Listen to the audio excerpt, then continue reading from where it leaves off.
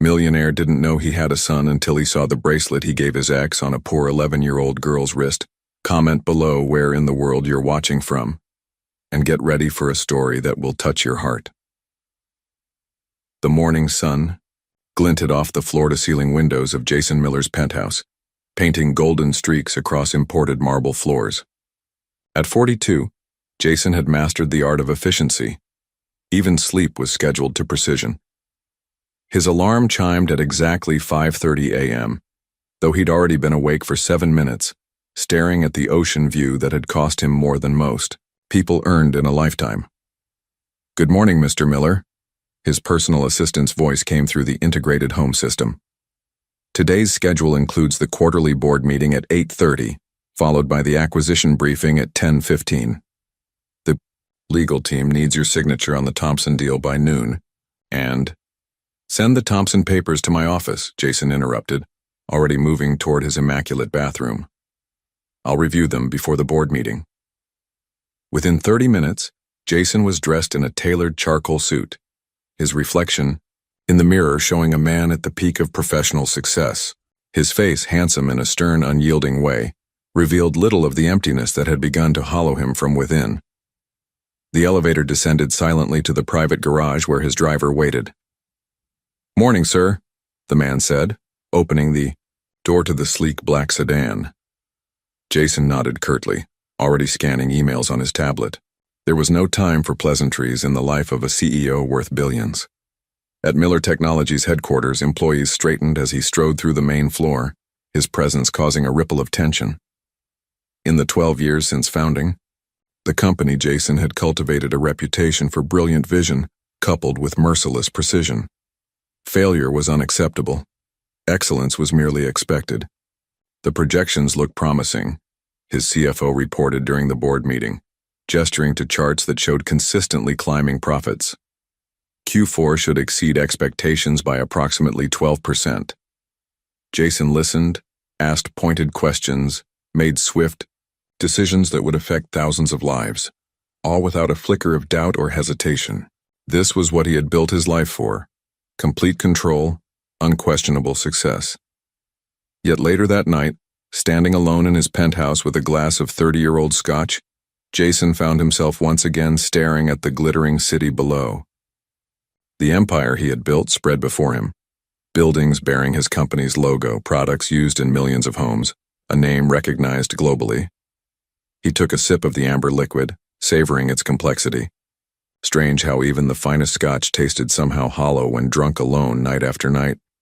The thought came unbidden, unwelcome. Jason Miller had everything money could buy, everything ambition could achieve. So why did it all feel like nothing at all? Jason Miller's morning routine was interrupted by an urgent call from his PR director. "The Forbes profile just went live, sir. It's quite flattering." Minutes later, Jason stared at his own face on the digital cover, stern eyes looking directly into the camera, the Manhattan skyline behind him. The headline read, "The Algorithm King: How Jason Miller Built a $17 billion Empire from a Dorm Room Dream." The article chronicled his journey from scholarship student to tech magnate with almost reverent detail. It praised his surgical business acumen and uncompromising pursuit of excellence. The writer had even unearthed anecdotes from his college days, how he'd worked 3 jobs while maintaining a perfect GPA, how he'd turned down a prestigious internship to launch his first startup.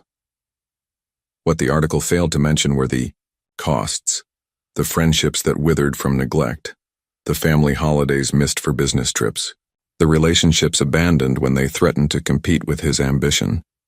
Jason scrolled to a paragraph about his legendary focus. "Success requires sacrifice," he'd been quoted saying. "You have to decide what matters most." He closed the article and gazed out his office window. Had he really decided? Or had he simply defaulted to the path of least emotional risk? That evening, the company's board hosted a celebration dinner at an exclusive restaurant overlooking Boston Harbor. Crystal glasses clinked as executives toasted their visionary leader. "To Jason," his CFO declared, "who's made us all very rich by never having a life." Laughter rippled around the table. Jason forced a smile, but the words lingered like smoke in his lungs. Later, as waiters cleared dessert plates, the conversation turned to families and vacation plans. Jason listened as his executives shared stories of children's graduations, anniversary trips, weekend sailing adventures. "What about you, Jason?" someone asked. "All work and no play?" He gave his practiced answer about an upcoming industry conference in Tokyo. But for the first time, the words tasted strange in his mouth. Back in his penthouse, Jason poured himself a scotch and pulled up the Forbes article again. Between paragraphs praising his business genius were photos from various stages of his career, always alone, always working. No wedding pictures, no family portraits, no evidence of a life beyond Miller Technologies. He thought of Elizabeth then, not intentionally, but like muscle memory. Elizabeth Reynolds with her artist's hands and uncompromising honesty. The woman who'd once told him, "Your ambition is both your greatest strength and your prison, Jason." He'd dismissed her concern then, certain he could have it all eventually. First success, then happiness. First the empire, then the life. 12 years later, he had the empire, but where was the life? Jason's phone buzzed with an urgent email from the Tokyo team. He reflexively reached for it, then stopped, his hand suspended in midair. When had work become his reflex, his comfort, his escape? When had it become everything? The realization crept over him like a shadow. Success had become his addiction, achievement his drug of choice. While he'd been busy conquering markets and crushing competitors, life had been passing him by, one missed moment at a time. The Forbes article ended with speculation about Jason's next big move. Whatever Miller targets next will undoubtedly transform the industry, the writer had predicted confidently. Jason stared at the words, feeling something unfamiliar crack inside him. What if his next move had nothing to do with business at all? He dismissed the thought immediately. This momentary discontent was nothing, just fatigue from the Tokyo negotiations, perhaps too much scotch. Tomorrow he would be focused again, driven again. Yet as he prepared for bed precisely at 10:15 as always, the CFO's toast echoed in his mind. Never having a life. Is that how they saw him? Is that who he had become? And more troubling still, was it too late to become someone else? Jason was leaving a technology conference when he heard a familiar voice calling his name. "Miller! Jason Miller, is that you?" Turned to see Thomas Chen, his former college roommate, pushing through the crowd. The years had added silver to Thomas's temples and weight to his frame, but his smile remained unchanged. "Thomas," Jason said, automatically extending his hand. "It's been, what, 10 years? At least. How's life at the top?" Thomas laughed, but his eyes were kind. "I saw your Forbes cover. You certainly made good on those big plans of yours."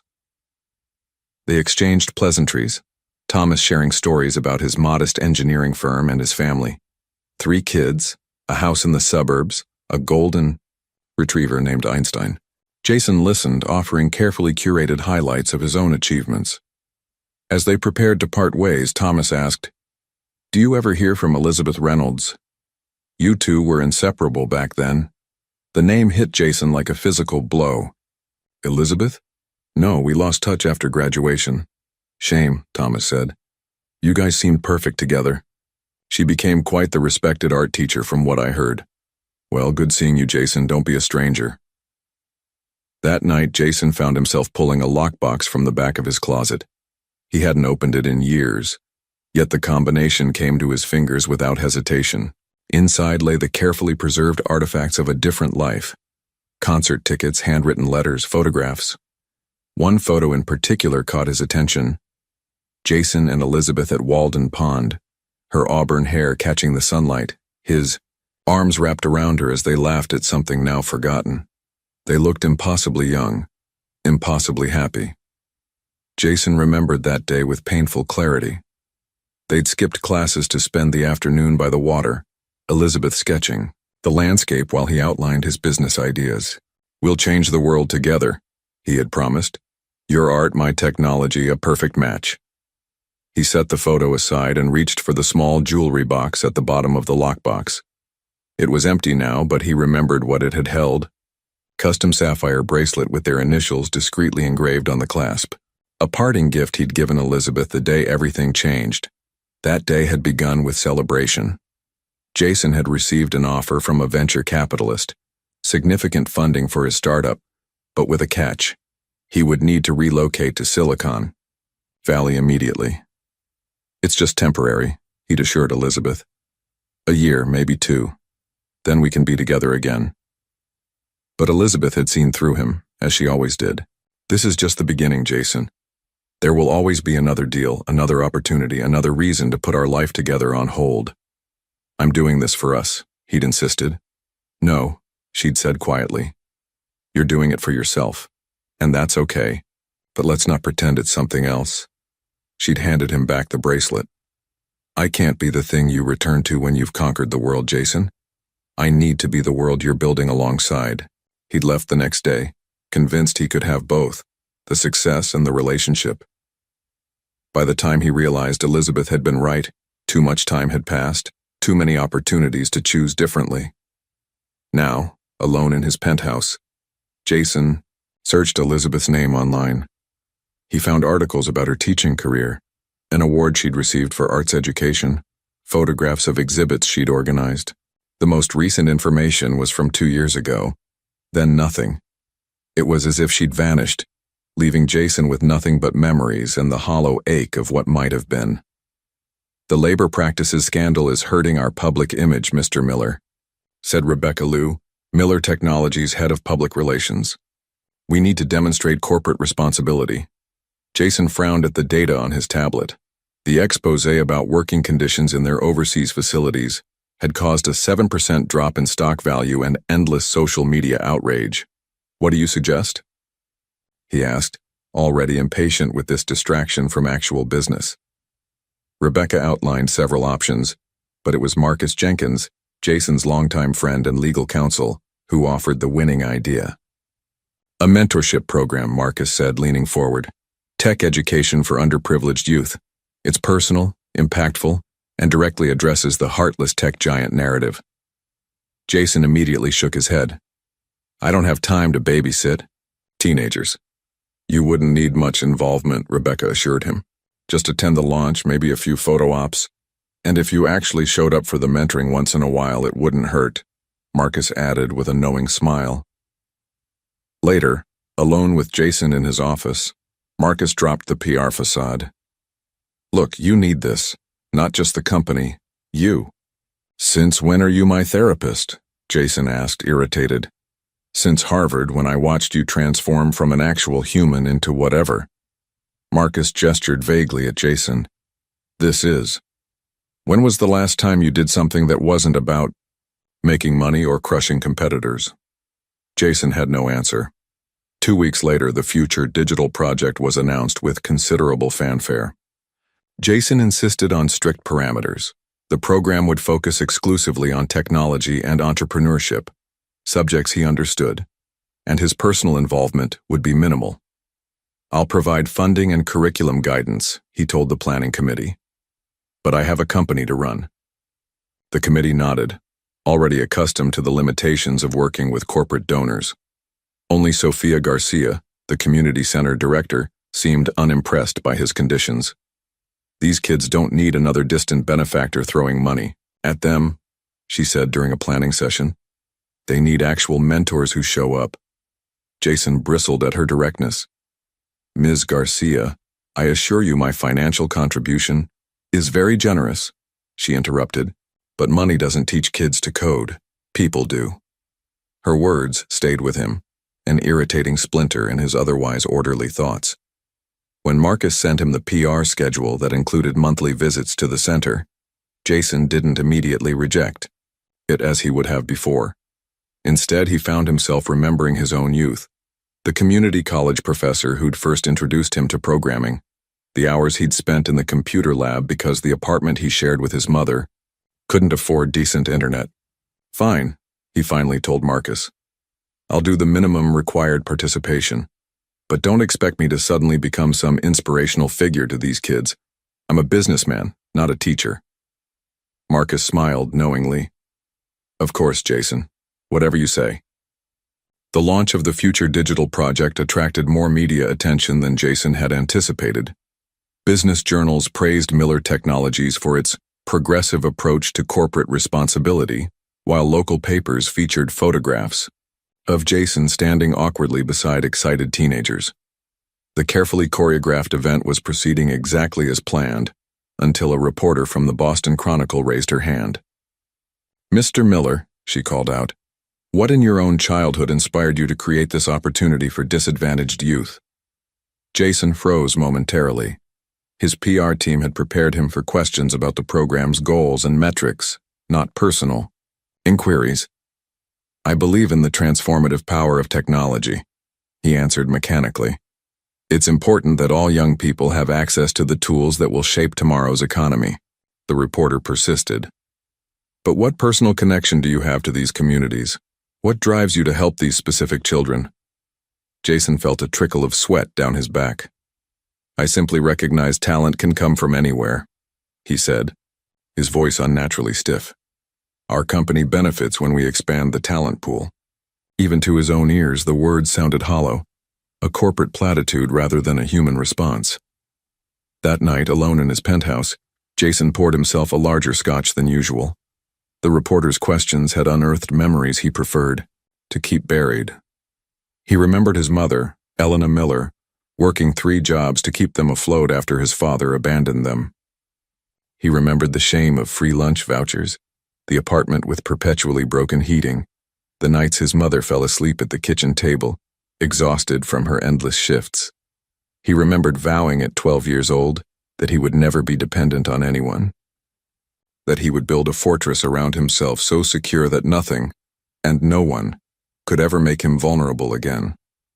That fortress now stretched 52 stories into the Boston skyline, housed over 5,000 employees, and generated billions in revenue. By any objective measure, Jason had succeeded beyond his wildest childhood dreams. Yet standing at his window, glass in hand, he confronted an uncomfortable truth. His fortress had become his prison. He had built walls so impenetrable that nothing could hurt him, yes, but nothing could reach him either. The teenagers at the community center had looked at him today with a mixture of awe and suspicion, sensing perhaps that his presence among them was merely transactional, another business deal, another performance.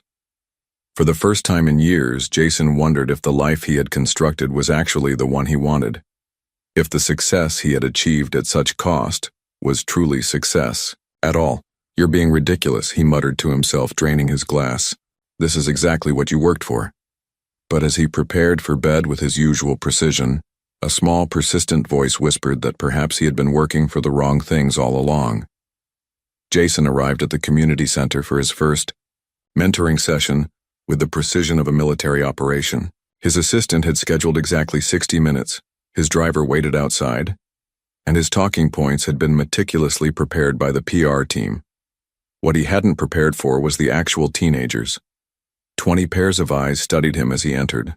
The computer lab, some with naked curiosity, others with thinly veiled skepticism.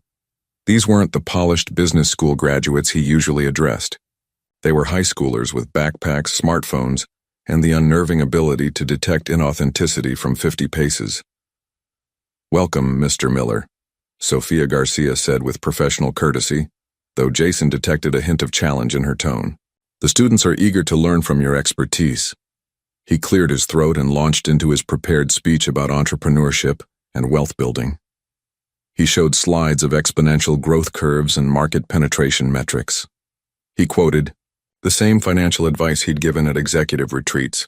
By focusing on scalable solutions and investor-ready concepts, he explained, clicking to the next slide, each of you could potentially become millionaires before age 30. The room remained silent. Jason, accustomed to audiences hanging on his every word, felt an unfamiliar discomfort. Finally, a girl in the back row raised her hand. "Mr. Miller, can I ask you something?" "Of course," Jason replied, relieved at the engagement. "Are you happy?" The simplicity of the question caught him completely off guard. That's not relevant to today's topic. But isn't it? The girl persisted. What's the point of being rich if you're miserable? Jason glanced at his watch. I think we should focus on practical skills rather than philosophical questions. Thankfully, Sophia intervened, directing students to turn on their computers for a coding exercise. Jason retreated to the perimeter of the room, his fortress of business expertise suddenly useless in this unfamiliar territory. As the session concluded, Jason made a hasty exit, nodding curtly to Sophia's, "See you next month." In the sanctuary of his car, he exhaled deeply, surprisingly exhausted from the brief encounter. "How'd it go, sir?" his driver, Ramon, asked. "Fine," Jason replied automatically. Ramon nodded, pulling into traffic. After a few minutes of silence, he ventured, "My daughter's about their age, 17, smart as a whip." Before Jason could shut down the conversation, Ramon was already reaching for his wallet, flipping it open to show a photograph of a smiling girl in graduation robes. "Valedictorian," Ramon said, his voice thick with pride. "First in our family to go to college." Jason studied the man's face, transformed by simple joy. When was the last time he, Jason Miller, had felt that kind of uncomplicated pride in another person? Had he ever? Back in his penthouse, unable to focus on the quarterly reports, Jason found himself typing Elizabeth Reynolds Boston into a search engine. The results showed her professional achievements, an arts education award, gallery exhibitions she'd curated, a profile in an education journal praising her innovative teaching methods. The most recent information was from 2 years ago, an announcement that she'd received tenure at a prestigious arts high school in Boston. After that, nothing. It was as if she'd vanished from the digital world. Jason stared at her photograph on the school's faculty page. Her auburn hair was shorter than he remembered, elegant silver streaks now framing her face, but her eyes still held that same intensity, the gaze that had once seen through all his careful defenses. What would Elizabeth think of him now? Would she recognize anything of the young man she had loved in the billionaire he had become? The question lingered, unanswered, as the city lights blinked on outside his window. Jason returned to the community center with a completely different approach. Gone were the investor pitches and wealth-building strategies. Instead, he brought practical coding exercises, real-world problem-solving challenges, and, most surprising to himself, a genuine curiosity about these young people. "Today we're going to build a simple app," he announced, feeling strangely nervous. "Something that solves a real problem in your daily lives." The students, initially wary, gradually warmed to his more hands-on approach. Jason moved through the room answering questions, offering suggestions, finding himself increasingly engaged in their creative solutions. "Mr. Miller," called a thin boy with glasses too large for his face. "Could you look at my code? It keeps crashing." Jason pulled up a chair beside him. Michael Torres, according to the name tag, had attempted an ambitious project, a scheduling app that incorporated public transportation delays. "You're thinking like a real programmer," Jason said, scanning the code. "The problem is here. You're not accounting for this variable to be empty sometimes." Together they fixed the bug, Michael's face lighting up when the program finally ran correctly. "That's so cool. I've been stuck on that for days." The genuine excitement in the boy's voice triggered something unexpected in Jason, a warm satisfaction entirely different from closing a billion-dollar deal or outmaneuvering a competitor. "You remind me of myself at your age," Jason found himself saying. "Always tackling the most complicated problem in the room." Michael looked up, surprised. "You weren't always, you know." "Rich?" Jason finished with an unexpected smile. "No. I grew up in a one-bedroom apartment with my mom. We were on assistance programs. My first computer was salvaged from a dumpster behind the community college." The words had escaped before Jason could censor them. He never discussed his background, not with employees, not with the press, not even with Marcus most of the time. Michael studied him with new interest. "For real? So how did you—" "Hard work, some lucky breaks, and a lot of all-nighters," Jason answered. then added something he'd never acknowledged aloud. And plenty of mistakes along the way. By the session's end, Jason had connected with several students, particularly Michael, whose raw talent reminded him painfully of his younger self. To his own surprise, when Sophia mentioned an upcoming coding competition the students were entering, Jason immediately offered to help them prepare. That would mean coming in twice a month instead of once, Sophia pointed out, not bothering to hide her surprise. I'll make it work, Jason replied. Back at Miller Technologies headquarters, his executive team noticed the subtle changes. His assistant was baffled when Jason instructed her to keep the mentoring sessions as immovable appointments in his schedule. His CFO raised eyebrows when Jason delayed a potential acquisition discussion to attend the students' competition. What's gotten into you? Marcus asked over their weekly lunch. First you reschedule the Tokyo investors, now you're personally overseeing this mentorship program. Are you having some kind of midlife awakening? Don't be dramatic, Jason replied, but without his usual edge. I'm simply ensuring the company's philanthropy efforts are effective. Marcus studied him thoughtfully. Well, whatever it is, keep it up. You seem almost human lately. The comment would have annoyed Jason before. Now he simply shrugged, his thoughts already turning to Michael's coding project and how to help him optimize it. Jason found himself checking his calendar more frequently as each mentoring session approached. The program, once a PR obligation, had somehow become the highlight of his otherwise regimented week. He had upgraded the center's aging computers with state-of-the-art equipment, recruited top programmers from his company to provide additional support, and even established a scholarship fund for students who wanted to pursue tech careers after graduation. You're really invested in this program, Sophia observed one afternoon as they watched the students work. I have to admit, I didn't see that coming. Jason glanced at her, noting for the first time the warm intelligence in her dark eyes. Neither did I, he admitted. What changed? The question was direct, like everything about Sofia Garcia. Unlike his business associates who carefully measured every word in his presence, she spoke to him as if his net worth were irrelevant. They remind me that technology isn't just about market share and profit margins, Jason said after a moment. It's about possibility. Creation. I'd forgotten that somewhere along the way. Sophia studied him thoughtfully. Most corporate sponsors write checks and attend galas. They don't roll up their sleeves and teach debugging techniques to teenagers. Most corporate sponsors probably didn't learn coding in community centers, Jason heard himself say. A look of genuine surprise crossed Sophia's face. You never mentioned that in your interviews. It doesn't fit the image, he replied with unexpected candor. After the session ended, they walked together to the center's small kitchen. As Jason helped himself to coffee, Sophia leaned against the counter. I grew up in a similar program in East Harlem, she said. Single mom, 4 kids, endless bills. These arts and education programs were my lifeline. Jason nodded, sensing she was offering something personal in exchange for his earlier vulnerability. I never felt like I belonged in the academic world, she continued. Too brown, too poor, too. She gestured vaguely. Real. But one mentor saw something in me, pushed me to apply to colleges I thought were impossible dreams. Clearly they weren't impossible, Jason observed. No, just terrifying.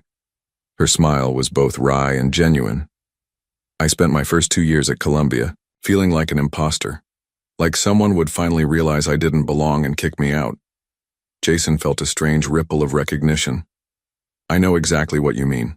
Sophia looked genuinely surprised. You? The tech billionaire? Especially me, he replied quietly. Success doesn't cure that feeling. Sometimes it makes it worse. The moment hung between them, a bridge of unexpected understanding.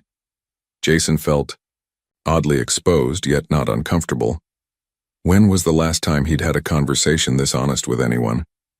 Later that week, during a crucial strategy meeting, Jason found his thoughts drifting to Sophia's passionate defense of a student who was struggling with advanced concepts, but refusing to give up. The elegant solution she'd helped the girl discover. The pride in both their faces when the program finally ran correctly. Mr. Miller, his CFO prompted. Your thoughts on the Asian market expansion? Jason blinked, returning to the boardroom. Let's revisit the projections, he said automatically, but part of his mind remained at the community center, a distraction, unprecedented in his meticulously controlled life. Jason stood in his bathroom, staring at his reflection with unfamiliar scrutiny. The face looking back at him belonged to a successful CEO, confident, controlled, impeccably groomed. Yet lately, he'd begun to wonder if this carefully crafted exterior housed a stranger. Who are you, really? He murmured to his reflection. The question had first surfaced during yesterday's mentoring session. Michael and the other students had been discussing their future dreams with surprising clarity. I want to build accessibility software, Michael had said. My sister's blind and most tech isn't designed for her. Another student wanted to create educational games for her younger siblings. A third dreamed of developing affordable medical diagnostics for communities like the one she grew up in. Each teenager had a purpose that extended beyond personal gain, a vision that connected to something larger than themselves. When one of them had innocently asked Jason, "What made you start your company?" He'd given his standard answer about market opportunities and technological innovation. But later, alone in his office, he confronted the question more honestly. What had been his true motivation? To prove his worth? To ensure he'd never be vulnerable again? To show everyone who'd ever underestimated him that they were wrong? All valid reasons perhaps, but hollow compared to the teenager's simple desire to help others. On impulse, Jason called Marcus. I'm thinking of reducing my operational role in the company, he said without preamble. A long pause followed. Who is this? And what have you done with Jason Miller? Marcus finally replied. I'm serious. I want to delegate more day-to-day operations, focus on bigger picture initiatives, and spend more time at the community center, though he didn't say this aloud. Are you having some kind of crisis? Marcus asked, only half joking. Maybe I'm just evolving, Jason replied. The changes began small but noticeable. Jason started leaving the office by 6 instead of 9. He delegated meetings he once would have insisted on handling personally. He even adopted a dog, a scrappy terrier mix from the local shelter that the adoption counselor described as particular about his people, but fiercely loyal once he trusts you. Sounds familiar, Jason had muttered, signing the adoption papers. Now Rocky slept on a plush bed in the corner of Jason's home office, his presence somehow making the penthouse feel less like a showcase and more like a home. The business press noticed the transformation. The Wall Street Journal ran a profile titled, The Humanization of Boston's Tech Titan, noting Jason's increased philanthropic activities and more accessible public persona. When a prominent business magazine requested an interview about his personal evolution, Jason hesitated. What could he say? That mentoring underprivileged teenagers had made him question his entire value system? That he'd begun to wonder if his billions had cost him the only things that really mattered? That night, over drinks with Marcus, Jason admitted the truth he'd been avoiding. I still think about her. Marcus didn't need to ask who her was. Elizabeth? Jason nodded. Pathetic, right? 12 years later. Not pathetic, Marcus said quietly. Human. The community center buzzed with excitement. After months of hard work, the first cohort of the Future Digital project was graduating. Proud parents filled folding chairs, smartphones ready to capture their children's moment of achievement. Jason stood at the back of the room rehearsing his speech. He had written it himself, no PR team, no corporate messaging, just honest. Words about the journey he'd shared with these remarkable young people. As he scanned the audience, his gaze caught on an unfamiliar face in the last row. A girl, perhaps 11 or 12, sat alone, observing everything with keen intelligence. Something about her, the tilt of her head, the thoughtful intensity of her expression, triggered a strange sense of recognition in Jason, though he was certain they'd never met. After his speech and the presentation of certificates, Jason moved through the crowd. accepting congratulations and posing for photos. He gradually worked his way toward the back of the room, curious about the solitary young observer. She was examining the students' projects displayed on tables around the perimeter, her slender fingers gently touching a robotic arm built by one of his mentees. "That one responds to voice commands," Jason said, approaching carefully so as not to startle her. "Michael built it for his sister." The girl looked up, her eyes widening slightly at being addressed by the event's keynote speaker. "It's really clever," she said, her voice clear and confident. "I like how he included tactile feedback." Jason was impressed by her vocabulary and insight. "Are you interested in robotics?" "More digital art, actually," she replied, "but I like seeing how different technologies can work together. My cousin Derek is in this program. He's the one who built the environmental monitoring system." "Derek Williams." Jason nodded. "Excellent spatial reasoning skills." The girl smiled, pleased by the recognition of her relative. "He says you're a good teacher. Not boring like he expected a billionaire to be." Jason laughed, genuinely amused by the backhanded compliment. "I'm glad I exceeded such low expectations. I'm Jason Miller." "Harper Williams," she replied, extending her hand with surprising formality. As she reached out, the sleeve of her cardigan slipped back, revealing a flash of blue and silver at her wrist. Jason's world narrowed to a pinpoint, his breath catching. In his throat, a sapphire bracelet. Not just any bracelet, he would know that specific design anywhere. Custom made 12 years ago, with tiny initialed links that spelled J and E when arranged in sequence. "That's a beautiful bracelet," he managed, his voice strangely hoarse. Harper glanced down, her expression softening. "It was my mom's. She died 2 years ago." Her fingers touched the sapphires with gentle reverence. "I'm only allowed to wear it for special occasions." Jason felt as though the floor beneath him had disappeared. "Your mother," he said carefully. "What was her name?" "Elizabeth," Harper replied. "Elizabeth Reynolds. She was an art teacher." Jason somehow managed to finish the conversation with Harper, his voice steady despite the earthquake happening inside him. The moment she walked away to congratulate her cousin, he sought out Sophia, pulling her into an empty office. "Harper Williams," he said, his voice barely controlled. "What do you know about her?" Sophia frowned at his intensity. "Derek's cousin? Not much. Her grandmother brings her to pick Derek up sometimes." "Why?" "Her mother was Elizabeth Reynolds." "Yes, I believe so. She passed away a couple of years ago. Car accident on Route 9 during a storm. Harper lives with her grandmother now." "Jason, what's going on? You look like you've seen a ghost." In many ways, he had. "I need to sit down," Jason said, suddenly unsteady.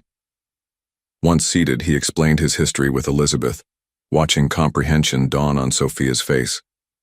"The bracelet Harper wears. I had it custom made for Elizabeth 12 years ago. It has our initials hidden in the links." Sophia's eyes widened. "And Harper is 11, Jason calculated quickly. She would be 11 now. The timing aligned perfectly with their breakup. If Elizabeth had discovered her pregnancy after he left. "I need to know for certain," Jason said. "But how? I can't exactly demand a DNA test from a child I just met." "You need to tread very carefully," Sophia cautioned. "This isn't a corporate takeover, Jason. This is a young girl who's already lost her mother." Over the following week, Jason initiated a discreet investigation. Birth records confirmed Harper's birth date, exactly 9 months after his departure for Silicon Valley. Elizabeth had listed no father on the birth certificate. He obtained a photograph of Harper as a toddler, gasping at the unmistakable resemblance to his own childhood pictures, the same determined set of the jaw, the same analytical gaze. The evidence was overwhelming, yet Jason oscillated between elation and rage. He had a daughter, a brilliant, articulate daughter he'd never known existed. Elizabeth had kept Harper from him for 11 years, denying them both a relationship that could never be recovered. One evening, unable to contain his turmoil, Jason drove to Mount Auburn Cemetery, where Elizabeth was buried. Standing before her, simple headstone, rain soaking through his expensive coat, he finally unleashed the storm inside him. "How could you?" he demanded of the silent stone. "You had no right to keep her from me. Was this punishment? Revenge for choosing my career?" His anger gradually gave way to grief, not just for Elizabeth, but for the years lost with Harper, for the family they might have been. "I would have come back," he whispered, rain mingling with tears on his face. "If I'd known about her, I would have come back." As Jason left the cemetery, he noticed a car parked nearby. Inside sat Gloria Williams, Harper's grandmother, watching him with a mixture of suspicion and apprehension. She had recognized him from the graduation ceremony and followed him, protective, instincts on high alert. Their eyes met through the rain-streaked windshield, a silent acknowledgement passing between them. The secret was unraveling. Jason consulted with both a family therapist and his most trusted attorneys before taking any action. "This isn't a business acquisition," the therapist reminded him firmly. "This is a child's life." With a carefully considered plan, Jason arranged a meeting with Gloria Williams at a neutral location, a quiet cafe near the community center. The elderly woman arrived precisely on time, her posture rigid with protective determination. "I know who you are," Gloria said without preamble as she sat across from him. "I've seen your face on magazines for years. I always wondered if you knew." "I didn't," Jason replied simply. "Not until I saw the bracelet." Gloria studied him with penetrating eyes reminiscent of her granddaughters. "Elizabeth never told you?" "No. I left for California. The relationship ended. I had no idea she was pregnant." Gloria's expression softened slightly. "She considered telling you, many times. I have a box of letters she wrote but never sent." "Why didn't she?" The question had tormented Jason for weeks. Gloria sighed, her eyes distant with memory. "Elizabeth said you had made your choice, your career over a life with her. She didn't want you to feel obligated to a family you never chose." The words struck Jason like physical blows. Hadn't he insisted to Elizabeth that he was leaving for them? Yet she had seen through his ambitious rationalizations to the truth underneath. "Would you have come back?" Gloria asked, watching him carefully. "If you had known?"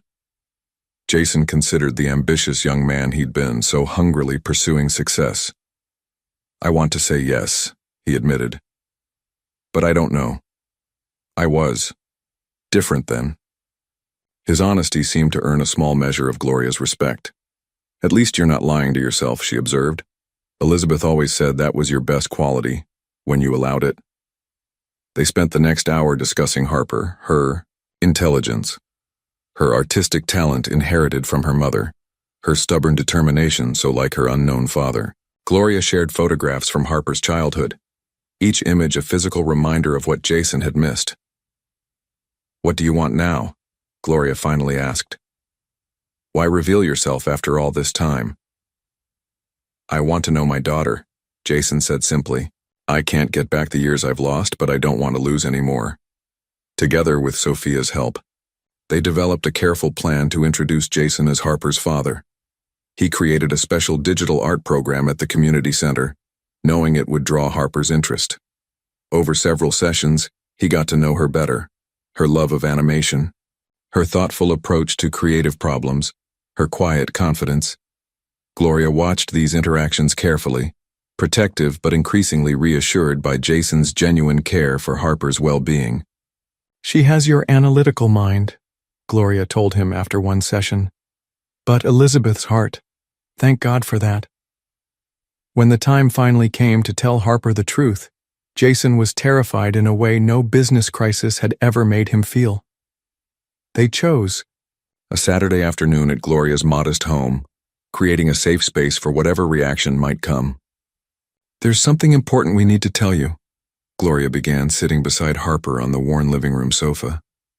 "Harper," Gloria began gently, "you know how we've always talked about your mom and all the wonderful things about her, but we've never talked much about your father?"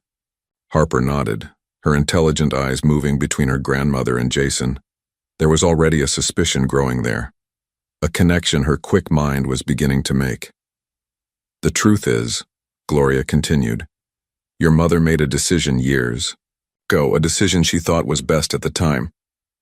Mr. Miller is my father, Harper said quietly, her gaze fixed on Jason. It wasn't a question. Jason felt his chest tighten. Yes, he confirmed, his voice barely steady. I am. Harper's expression cycled through multiple emotions: surprise, confusion, anger. Did you know? All this time? No, Jason answered honestly. I only realized when I saw the bracelet at the graduation ceremony. The one that belonged to your mother. Harper's hand moved protectively to her wrist where the sapphire bracelet rested. Why didn't anyone tell me? Why didn't Mom tell me? Her voice rose slightly, trembling with emotion. Your mother thought she was protecting both of you. Gloria explained. Protecting us from what? Harper demanded, her eyes filling with tears. From knowing each other? That's not protection, that's... She stood suddenly, grabbing her backpack. I need to think. Before either adult could stop her, she rushed out the front door. Jason started to follow, but Gloria caught his arm. Give her a minute, I know where she'll go. 20 minutes later, Jason stood outside a modest apartment building where Elizabeth and Harper had lived before the accident. The property manager, recognizing Gloria, had reluctantly let them into the now vacant unit. They found Harper sitting in the empty living room, her back against the wall where faint marks still showed, where pictures had once hung. This was my home, she said, not looking up as they entered. With Mom. But it was all based on lies. Not lies, Jason said, carefully sitting across from her. Complicated choices. Your mother did what she thought was best. Why didn't you look for us? Harper asked, finally meeting his eyes with a directness that reminded him painfully of Elizabeth. I didn't know about you, Jason repeated. If I had, would you have come? The challenge in her voice was unmistakable. Jason hesitated, then chose honesty. I'd like to say yes immediately, but the truth is, I was different then, focused entirely on my career. Your mother knew that. Harper seemed to appreciate his candor. So what happens now? You found out you have a daughter and suddenly want to play family. I'd like to know you, Jason said simply. I've missed 11 years. I don't want to miss any more. But this has to happen at your pace, not mine. The tension in Harper's shoulders eased slightly. She reached into her backpack and pulled out a worn book, Elizabeth's journal. Mom wrote about you sometimes. She wondered if she made the right choice not telling you. Jason swallowed hard. May I see? Harper hesitated, then handed him the journal. Jason's hands trembled as he opened it, finding Elizabeth's familiar handwriting across the pages. Harper asks about her father sometimes, one entry read. I tell her he lives far away working on important things. Not entirely untrue. I watch Jason's company growing, his success mounting, and wonder if I robbed them both of a relationship. But would he have resented giving up his dreams for an unexpected family? Would Harper have grown up feeling like an obligation rather than a joy? I made my choice. I hope someday she'll understand why. The news broke 3 days later. Tech billionaire discovers secret daughter, screamed the headlines across every major outlet. Photographers camped outside Gloria's modest home and Harper's school, forcing her to stay home as reporters shouted questions at any visitor. How did they find out? Jason demanded, pacing the sleek conference room where his crisis management team had assembled. Marcus shook his head. Someone at the community center, maybe? Or at Harper's school? It doesn't matter now. We need to get ahead of this. The PR team proposed a carefully crafted statement acknowledging Harper as Jason's daughter, discovered only recently due to Elizabeth's untimely death, followed by legal action against any outlet harassing the minor. We'll control the narrative, the head of communications assured him. Position you as the devoted father reconnecting with his long-lost child. Jason stared at her, suddenly disgusted by the clinical approach to something so personal. This isn't a product launch. This is my daughter's life. Before he could continue, his assistant interrupted. Mr. Miller, Robert Reynolds is here. He's demanding to see you immediately. Elizabeth's brother stormed into the conference room moments later, a tall man with the same auburn hair Elizabeth had, though his was streaked with gray and his face was tight with fury. You have some nerve, Robert snarled, ignoring everyone. But Jason, 12 years of silence and now you think you can just claim her? Robert, Jason began, signaling his team to leave them. I understand you're upset. Upset? You abandoned my sister when she was pregnant with your child, and now that she's gone, you want to play daddy? Harper has a family. She doesn't need you swooping in with your billions trying to buy her affection. I didn't know Elizabeth was pregnant, Jason said quietly. She never told me. A convenient story, Robert scoffed. But even if that's true, where were you all these years? Too busy building your empire to ever check on the woman you supposedly loved? The accusation hit its mark. Why hadn't he ever reached out to Elizabeth? Pride? Fear? The relentless forward momentum of ambition that never allowed for looking back? Robert wasn't finished. Harper and Gloria were doing just fine before you showed up. Now my niece can't even go to school without reporters hounding her. This is what your world does to people. It destroys privacy, dignity, normalcy. After Robert left, promising legal action if Jason didn't back off, the crisis deepened. Robert filed an emergency petition for guardianship, claiming Jason was an absentee father with no understanding of Harper's needs, and that his sudden interest was disruptive to the child's well-being. Jason's first instinct was to crush the opposition with legal firepower. He instructed his attorneys to prepare the strongest possible counter-argument, leveraging his resources and influence. We'll win this, his lead counsel assured him.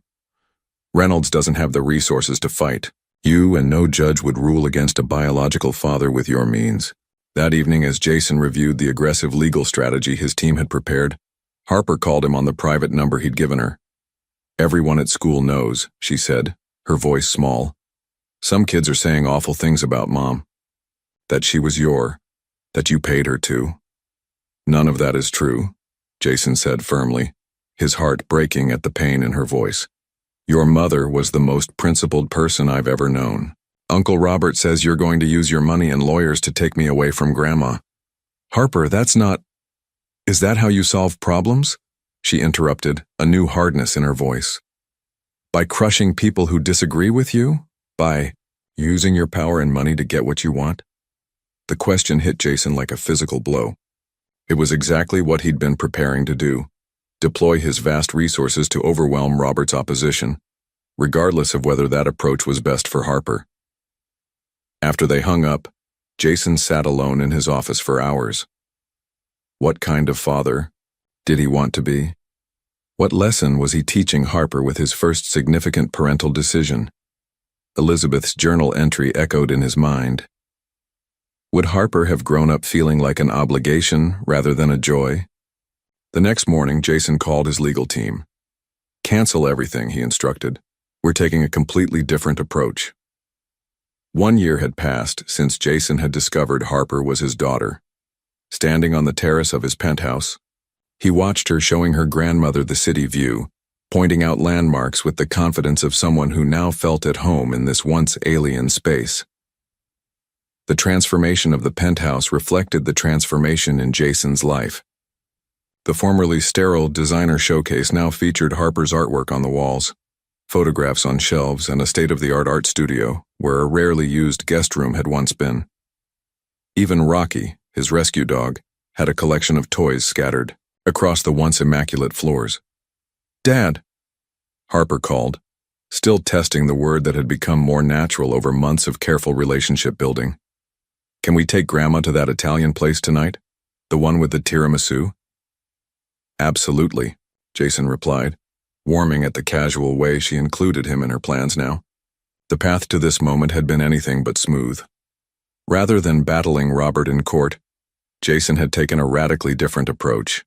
He'd requested mediation, acknowledged the legitimacy of the family's concerns, and proposed a gradual, integration plan that prioritized Harper's emotional well-being above all else. His willingness to compromise had surprised everyone, perhaps himself most of all. The Jason Miller of a year ago would have viewed compromise as weakness, would have deployed every resource to win at any cost. Gradually, his sincerity had won over even the skeptical Robert. When Harper's uncle witnessed Jason rearranging global business meetings to attend her school art show, something shifted in their adversarial relationship. "You're not who I thought you were," Robert had admitted grudgingly after watching Jason spend hours helping Harper with a challenging digital art project. Jason had established the Elizabeth Reynolds Foundation, providing arts education to underserved communities and scholarships to single parents pursuing creative careers. The foundation quickly became his primary focus as he stepped back from daily operations at Miller Technologies. "Are you sure about this?" Marcus had asked when Jason announced his reduced role at the company. "This is everything you built." "No," Jason had replied, watching Harper collaborate with Sophia on a community mural project. "This is everything I built. That was just a company." Now, preparing for Harper's 12th birthday celebration, Jason felt a contentment that had eluded him throughout his years of wealth accumulation. Gloria had moved into a comfortable house near both the school and Jason's penthouse, allowing Harper to divide her time between both homes. Jason had carefully ensured the renovation preserved the cherished character of Gloria's home, while adding modern conveniences. As guests arrived for the celebration, classmates, friends from the community center, Robert and his family who had flown in from London, Jason retreated briefly to his office. From his safe, he removed a small jewelry box. When the cake had been cut and the traditional songs sung, Jason presented Harper with his gift. "This is to complement the one your mother gave you," he explained as she opened the box to reveal a second sapphire bracelet, crafted to match Elizabeth's original but bearing the initials H&J discreetly worked into the links. Harper's eyes filled with tears as she connected the meaning between the two bracelets. "It's perfect," she whispered, immediately putting it on her other wrist.